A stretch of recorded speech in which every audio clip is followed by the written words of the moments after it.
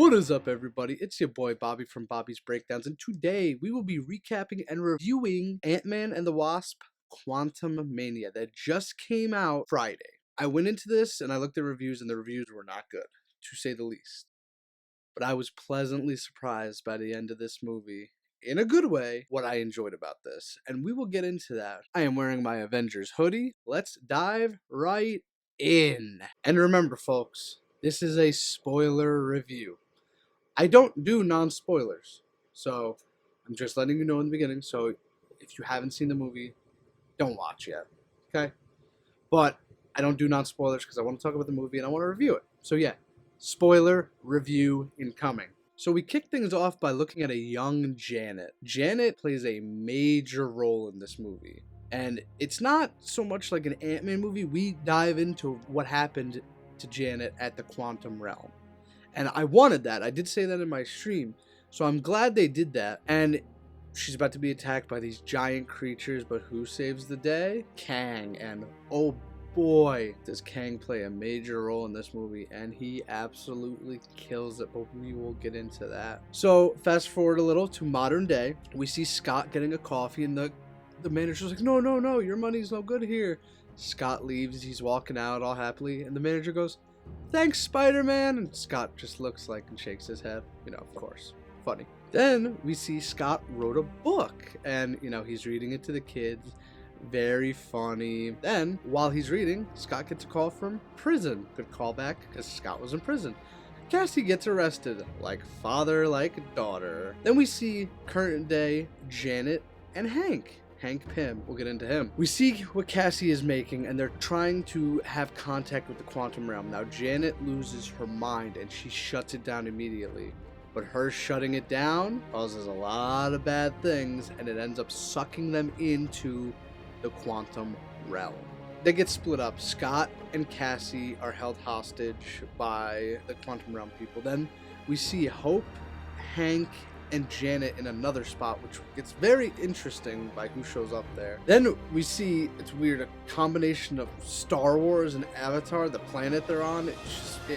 And Scott can understand the quantum people after drinking their juice. And then we see Quaz, new character, who's very funny. He can read minds, but he really does not want to. And he's like, you people are disgusting. Then we see some characters. Hope gets hit on by a broccoli. Course, because why not?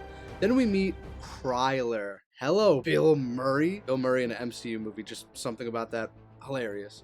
We learn Janet and Kryler had a past. Eventually, Hope, Janet, and Hank end up taking out Bill Murray, and they steal his ship, which is what they wanted. Then we see Cassie in the suit for the first time, which is kind of cool. Cassie did very good in this movie, the actress. Very funny. But then we find out Kang was led right to the people that he almost killed years ago. Not good, you know, not good. Then we see MODOK, aka Darren from Ant-Man 1, which I predicted correctly, holding Scott and Cassie hostage, and eventually he takes them to jail. Scott and Cassie make a joke. Cassie's been in jail 3 times at the age of 17 or whatever. Crazy. Scott's been in jail 4 times. Then we go back in time and we see Janet and Kang trying to get out of the quantum realm. Janet is helping him, trying.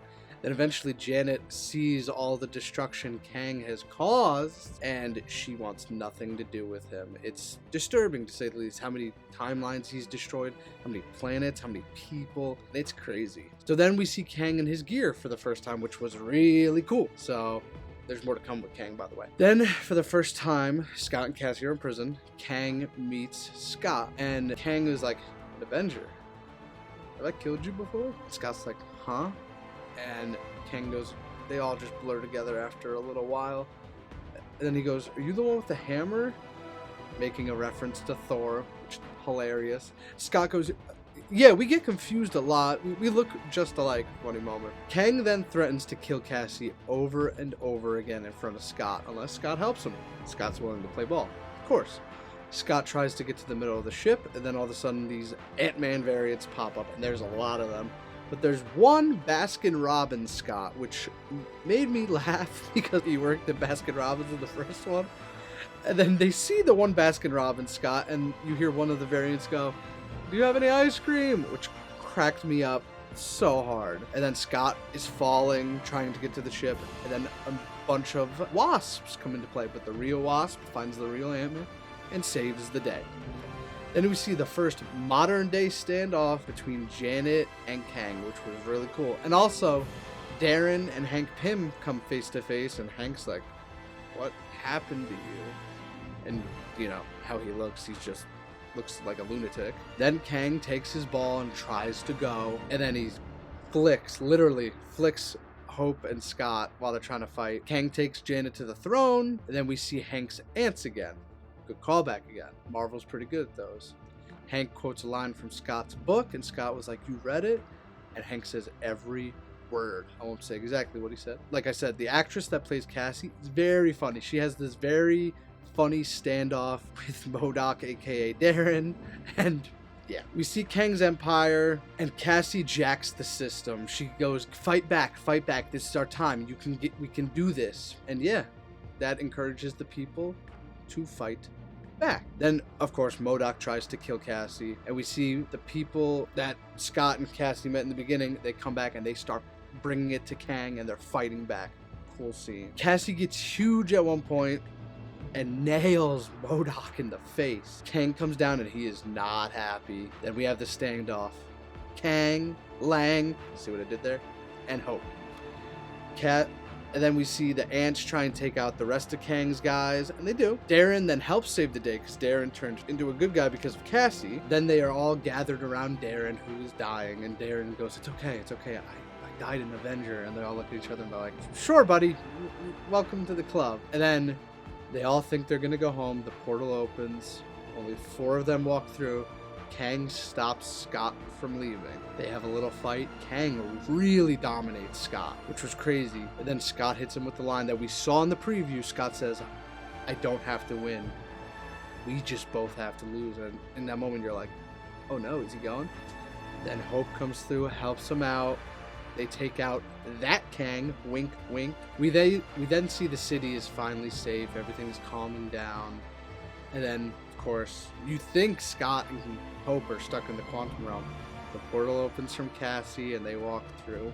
All is good, they walk out. Then we're back to San Francisco, where they are from. They have a birthday for Cassie, even though it's not her birthday, but Scott makes it up and says, "I've missed a few." But then Scott's walking and he goes, "Did we really defeat him? He said bad things were going to happen if he didn't come back, because he was left in the quantum realm." But then Scott kind of just shakes it off. They're at the fake birthday party, and that's how the movie ends. Then we had the mid-credit scene, and oh boy. We see about 3 to 4 Kang variants, and they were like, that one's dead, but we have to send more. And then they go out into like this arena, and when I tell you there are thousands of Kang variants, there were literally thousands in the stands just going crazy, waiting for their chance. One was shadowboxing, which was kind of funny because he's in Creed 3, but holy moly, Kang Dynasty is coming, and there's a reason it's called that. But then we cut to the post-credit scene, which was one of my favorite things. We see Victor Timely, another Kang variant. We hear Kang or Victor saying, "Timing is everything." And then it cuts to the crowd and we see Loki and Mobius. Man, I was so happy to see Loki. I predicted that, and he had to be in it, and he was. And Loki is terrified. He goes, "I'm terrified of this Victor Timely guy." And I'm pretty sure that's just a segue for Loki Season 2. That might even be a scene from Season 2. I don't know. We'll find out. But that comes out later this year. But what a fun movie. I had so much fun watching this. It was so funny, just lighthearted, kind of, for the most part. 8 out of 10. It was a 7 out of 10 for me, but then Loki showed up, so that bumps it up a whole other number. But I had a blast doing this, and you know I love my Marvel stuff, and Guardians 3 is coming in May. But until that time, make sure you hit that like button. Make sure you give me a subscribe. Remember, guys, the goal, 200 by March 12th on my birthday. Let's get it. We're at 189 at the time of recording. But until next time, I'm Bobby from Bobby's Breakdowns, and I'll see you in the next one. Later!